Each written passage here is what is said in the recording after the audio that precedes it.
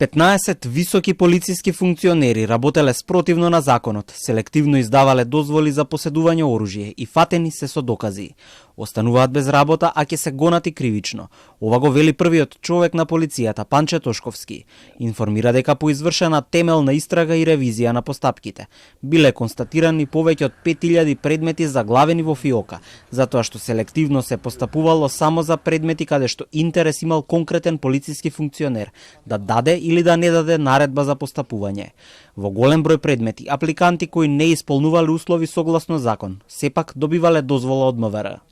Согласно нападствија на надлежен јавен обвинител, во наредниот период ќе следат и кривични пријави за сите оние кои што има докази дека сториле конкретно кривично дело. Предпоставувам дека ќе се оди со злоупотреба на службена положба и властување или пак несовесно работење во служба. Но тоа ќе се проценат надлежните органи и надлежните институции. Опозицијата остро критикува. Ова е класичен пример за партизација и дискриминација режиран од ВМРО ДПМН, вели поранешниот министер за внатрешни работи Оливер Спасовски. Смета дека овој случај се користи за дефокусирање по вчерашната експлозија во керамидница и пресметките помеѓу групи од подземјето. Класичен пристап во кој што се врши целосна дискриминација, и тоа не дискриминација по политичка основа, бидејќи полициските службеници не може да бидат членови на политички партии, туку дискриминација по основ за тоа на кои позиции биле и во чие време биле. Сметам дека е недопустиво да на ваков начин се врши таков притисок и сејање на стравка и сите вработени во Министерството за внатрешни работи преку ваквите случаи. Владата ќе се обиде проблемот да го решава со дигитализација на процесот за барање дозвола за поседување оружје.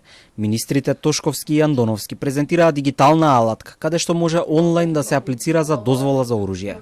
Тоа значи искористување на националниот портал за услуги Gov.mk, како и платформата за интероперабилност преку која институциите сами, како што каже министерот, ќе ги прибавуваат доказите, информациите за граѓаните помеѓу себе, без за тоа граѓаните да имаат обврска да одат од шалтер на шалтер, од канцеларија во канцеларија, или да трошат дополнително време и ресурси самите да прибавуваат докази кои што институциите веќе ги поседуваат. Системот одлучува кој ги исполнува условите за да продолжи со процесот на барање дозвола. На тој начин се спречува влијание однадвор, уверуваат надлежните. Во меѓувреме ќе се отежни процесот за оние кои што веќе имаат аплицирано во МВР.